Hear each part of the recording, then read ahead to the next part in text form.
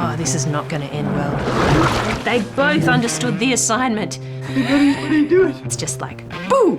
I know. They're just disgusting. I don't know what to tell you. Hello, I'm Dr. Anne Jones, the ABC's nature nerd, and today we're going to be looking at extraordinary animal relationships. From mind-blowing teamwork to amazing parental love. It's just too much. From tactical group living to animals that seem to adore us, their humans. I love you.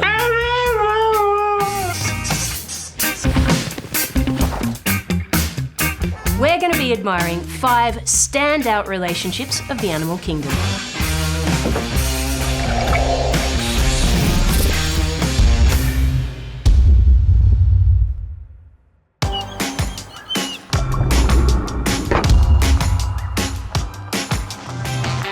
Humans often look to penguins as if they're relationship gods. Like they mate for life and they have really high fidelity rates. But is any of that actually true?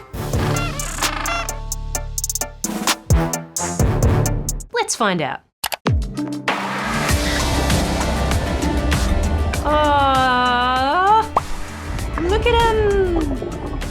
So I think these ones are king penguins and they're incredible. Like, I mean, look at them. They're supremely adapted to getting around underwater, and a penguin will spend like 75% of its life or something like that in and under the water. Penguins do almost everything in groups. They like to nest in sort of big groups that they call rookeries or colonies. They like to hunt in groups. They generally just like to hang out in groups. Is that one nibbling the camera? So they're much more comfortable there than they are on land.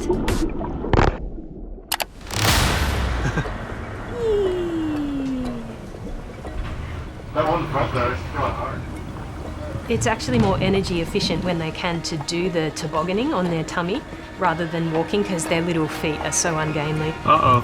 I got split! Oh no! Oh no! Run! Run! You can make it! Go, mate! Oh, he's going! He's going! He's going! Oh! Yes!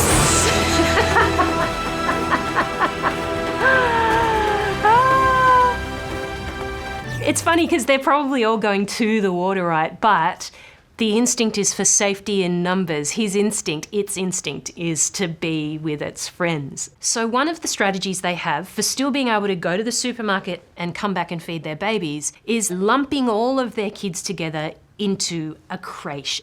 So, yeah, that's adorable. We made it! Oh, look at those little pink tooties! Oh, did he just nick someone's rock?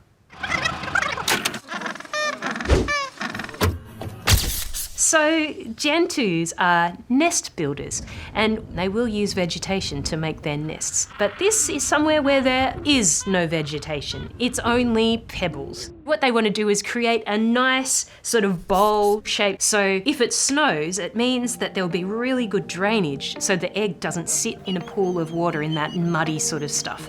So in the battle to win a female's heart, he'll be looking for the perfect pebbles. When you say you love someone, but doesn't come undone, you fire the starting gun.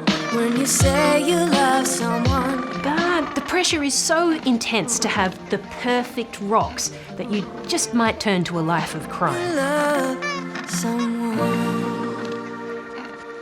Oh no, there's an unfortunate teenager in the background that's got like a mullet going on, halfway through a molt. Oh. Look away, everyone. If you are under 18, please look away. It's about to get randy. So they're doing a courting dance. He's moving into position. She's moving the tail to the side. The cloaca will become visible in 5, 4, 3, 2...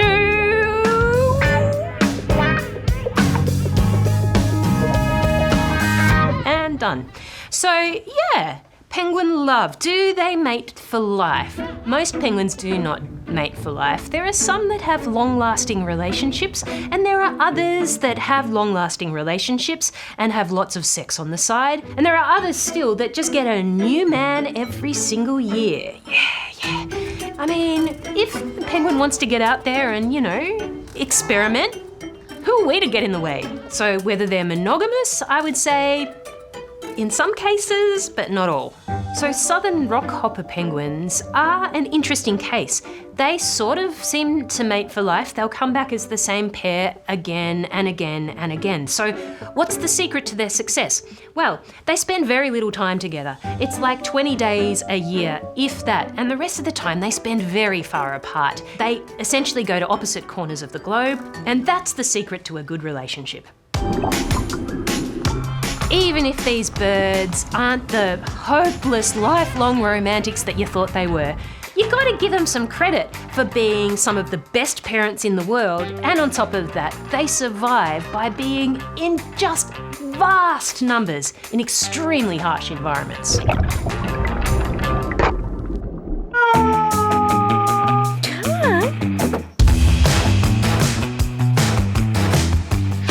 We see dogs as loyal and loving companions, but how do they see us? Can they feel love and empathy in a human sense, or do they just see us as one of the pack?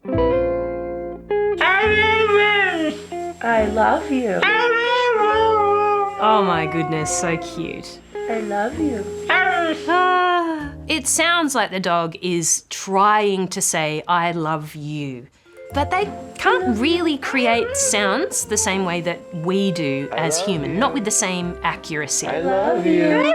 But it is trying to copy some sort of sound, or at least make a sound on this command, because it wants a reward, and that's what it's going to get. Praise, pats, snuggles, treats. It could get any or all of the above. I love you.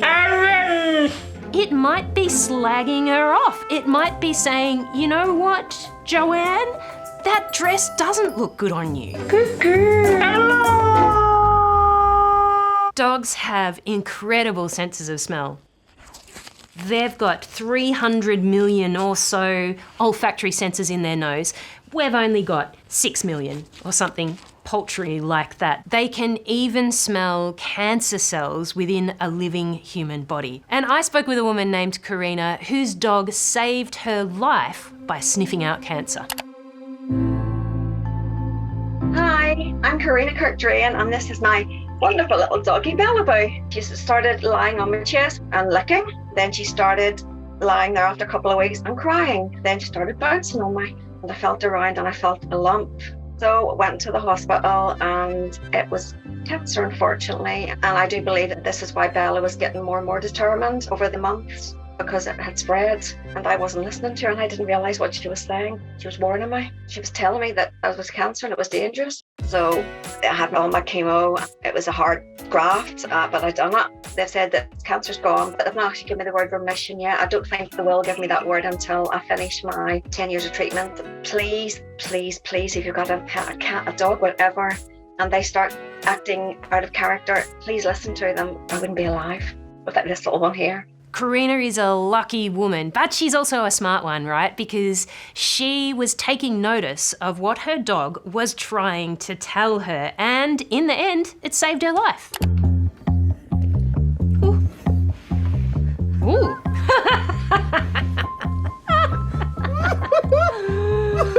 Oh, that is very adorable. It makes it look like a puppet. What are you doing? They're human teeth in a very small little dog. Dogs actually do have a sense of humour. It's just more likely to be like in a game of keepings off, or like sort of tug of war and that sort of thing. Thomas, what are you doing? Oh, big stick. Oh no. Oh, tragedy. Come on. Go like this. Come on. Come. Oh. Hey! Good boy, you did it. Dogs have been domesticated over the course of like 30,000 years, right? And over the course of that time, we've basically bred them to be stupid. dogs have been able to give up some of their problem-solving abilities because we look after them so dang well. It turns out that this is actually scientifically proven. Wolves are able to work in teams more effectively, and they're also able to problem solve with more efficacy than domestic dogs do. We love them so much, we have accidentally made them goofy.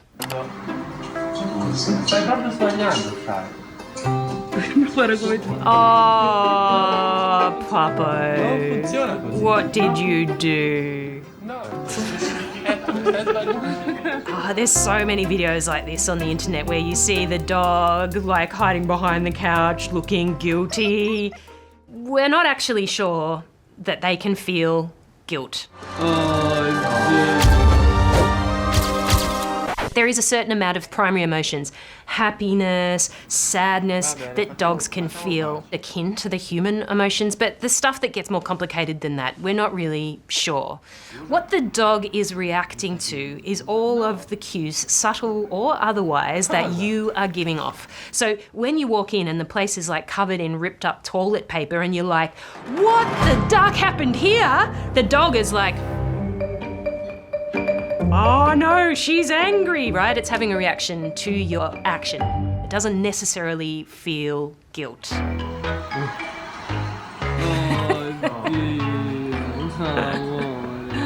Aww. Dogs are probably the ultimate human companions. They want to please us, they seek us out for comfort, and they improve our lives in a multitude of ways. So, do we deserve dogs? Probably not, to be honest, but they deserve to get the very best out of us.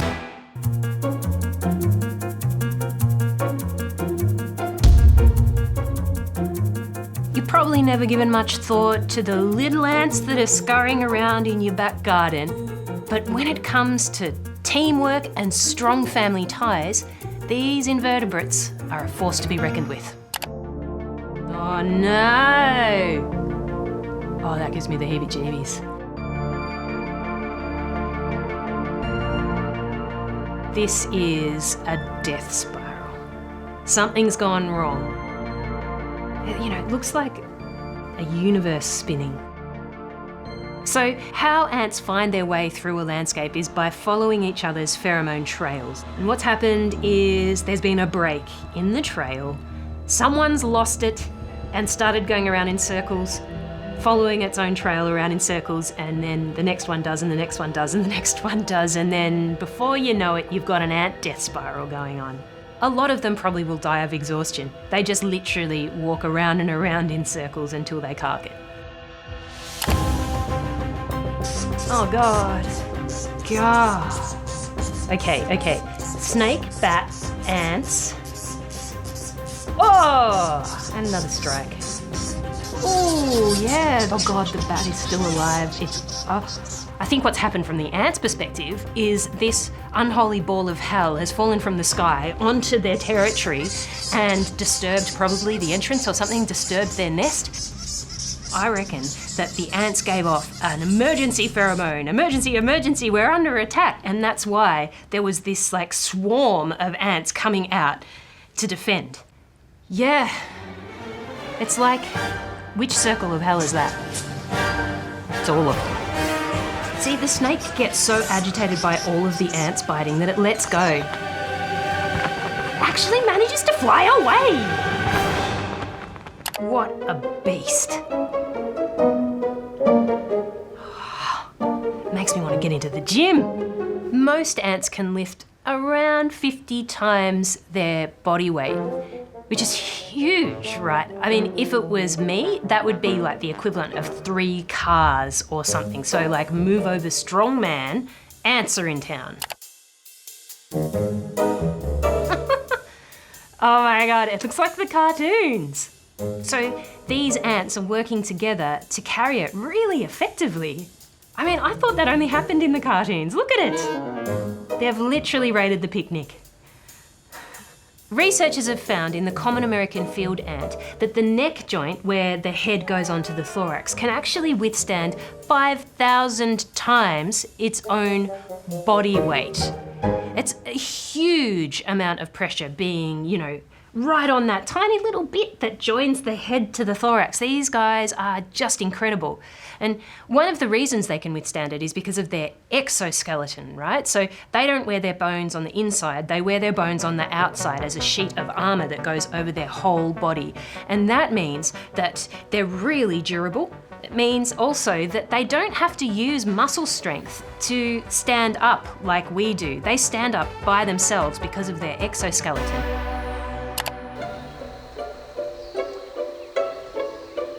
No!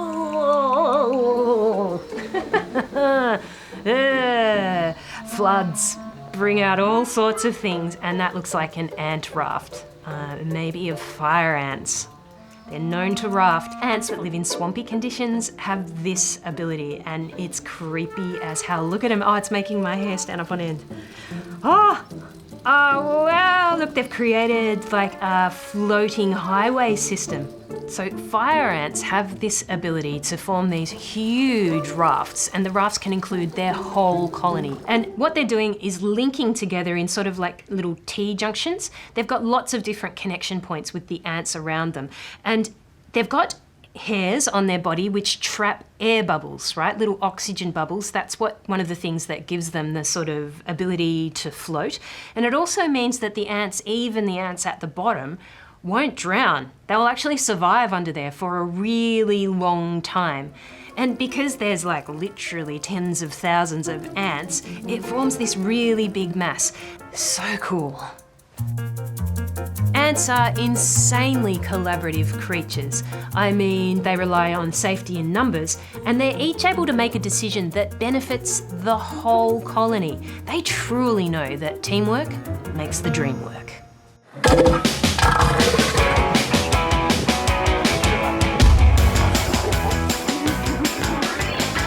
Seals live in some of the harshest environments on Earth. So does that mean that they come together and work and live as a team?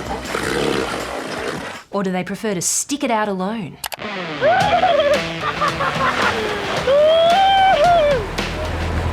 Underwater?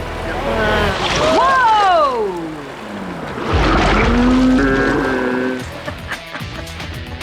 He got octopussy. The seal does not want you making that sort of sound. It was having a nap. There's been several times in my life where I've wanted to wallop a dude in the face with an octopus, so I'm on the seal's side. But actually, this may have been an accident, because octopus is a really difficult thing to eat. They've got lots of suckers and they suck onto you as you try and eat them, so you want to break it apart. So it's trying to wallop it on the surface of the ocean, just smash it around and flail, and it's actually pretty gruesome. They're essentially trying to rip that octopus apart just using the force of impact on that guy's head.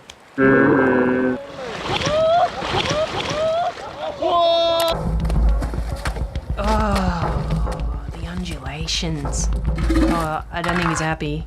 Uh-oh. Oh, this is not going to end well. Yeah, nah, she's gone. She's like, I'm not having any part of this. She just did the equivalent of climbing out the toilet window. So elephant seals are called elephant seals for that reason, the big trunky bit that the males have. And males exert dominance over a section of the beach. He'll have a harem, you know, of like all of these females that he will mate with in this one area. He protects it like super aggressively against other males. And in fact, when there is a male in charge of an area, they actually call them beach masters. These guys weigh like 3,000 kilograms and the fights are insane. Like it puts sumo wrestling to shame. Oh, he got the proboscis! It sounds like someone doing a wet fart through a PVC pipe, you know? No, and beautiful. They're just going to sneak up.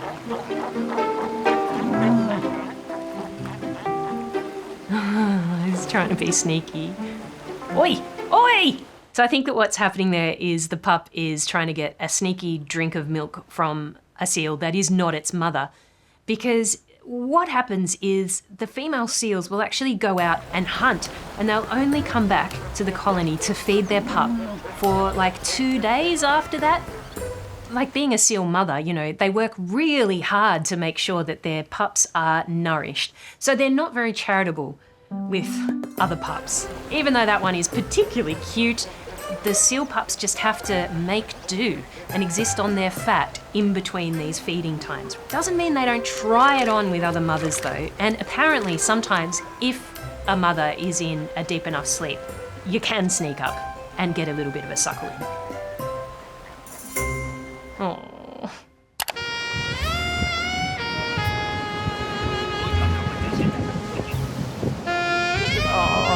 Oh, see, the dog's like looking away. Don't be aggressive. Oh my God, what's it gonna do to me? So I think that the seal is a young one and it's used to its mother protecting it in all situations. It's probably, you know, its first trip maybe away from its mum. And so basically it's seen the dog and gone, are you mum? Are you my mother? Or thinks that it's, you know, safety in numbers, something like that. It's just like going to something that it thinks it might recognise. And they do call them dogs of the sea, right? I don't think that seals are very social with other animals outside their own species, so I think that this is probably some confusion. And what's more, the dog is extremely uncomfortable, and that poses a danger to the seal. And there's this thing, right, called seal finger, where you basically get a bacterial infection from a seal. And it can happen from people who are skinning seals and are in touch with seal meat and things like that, but it can also happen if they bite you. You need to stay away and your pets need to stay away from wild animals. I think that these ones are sea lions because they've got like little eerie bits. These sea lions are after a school of sardines. And the idea is they herd them together into a dense ball where all the fish are really close together, and then one sea lion will burst through the ball at speed with its mouth open and catch as many of the fish as it possibly can. It's a really effective way of getting a good mouthful. Not all seals hunt cooperatively, but there are some that do, and it's pretty spectacular. Seals have these incredible whiskers that they use to actually help them hunt. They're called vibrissae, and it basically means that they can detect movement in the water, right? Because they're really stiff. So when a seal wants to detect what's happening, it's got like low visibility, something like that, it makes its whiskers stand erect, and it can literally feel the swirls in the water that a fish might make as it moves. Their whiskers are so sensitive that they can literally feel a fish breathing. Well, not breathing, but you know, the water coming through their gills. I wish I had some actually.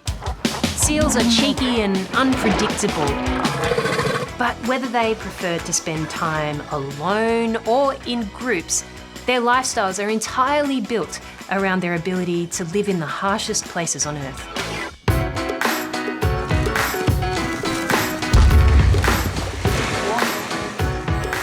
Lions are famously referred to as the king of the jungle, and that's weird because they often don't live in jungles. And on top of that, if you look really closely, you might find it's the lionesses that are really the bosses of the pride. Oh my gosh. They're in a safari park, I think. I know. There's a locked door. Oh, you could not accelerate quick enough, could you? Oh my gosh, I didn't know they could do that. I didn't know they could do that. Lions are the only big cats that habitually live in big groups called prides. There's multiple types of intelligence, right? But lions are socially intelligent. They can watch a lion undertake an activity and just by watching, learn what to do themselves. They might even try and open your door. I know. So it's best to keep your doors locked. Locked? Yes. Are you sure? I hope so.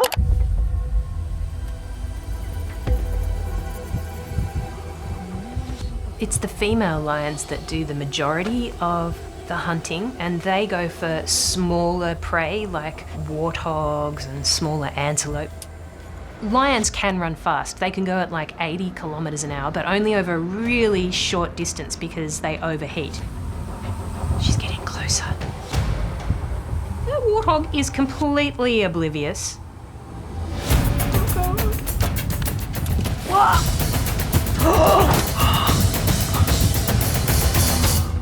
That shows teamwork. See, she's gonna catch it. Look, look, look. My goodness. Oh my God, look at how many there are. What were those birds? There's too much going on. What? He's such a balletic leap from that wildebeest. It's like Baryshnikov at the prime. The wildebeest is amazing. That jump. Whoa. And it almost looks like it managed to get like a boot in on the way past as well. Bloody incredible. One lion will clock the prey, say a wildebeest, and it looks directly at the wildebeest. And all the other lions are like, oh, a wildebeest. And that is the moment that the hunt begins. Because the lions don't really like to run, they like to be efficient. And in this case, efficiency is teamwork. He's looking nervous. Oh dear.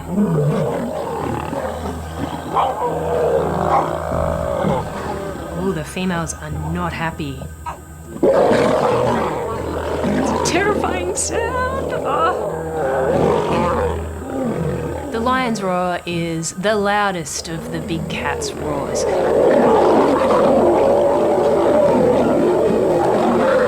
This male lion has been very brave and decided that he will come up to a group of like 6 or 7 females who have got cubs and be like, how you doing, ladies? And they're having none of it. None of it.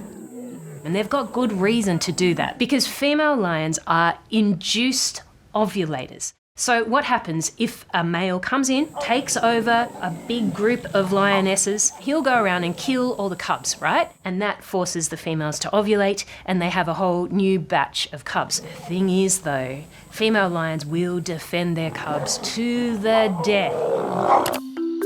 Yeah, you're in trouble. Stay away from the water.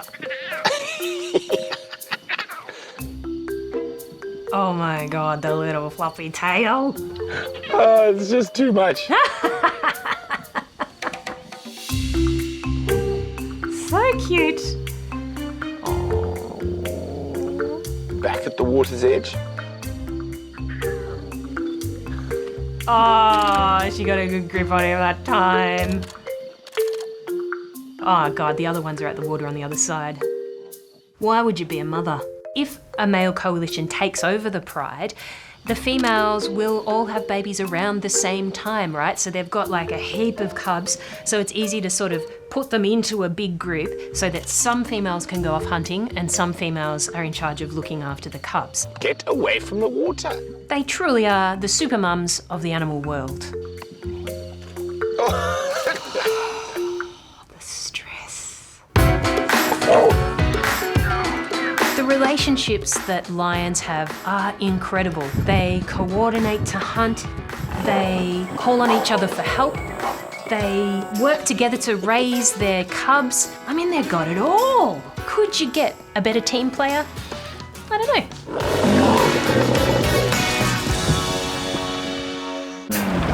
These 5 extraordinary animals have incredible social lives.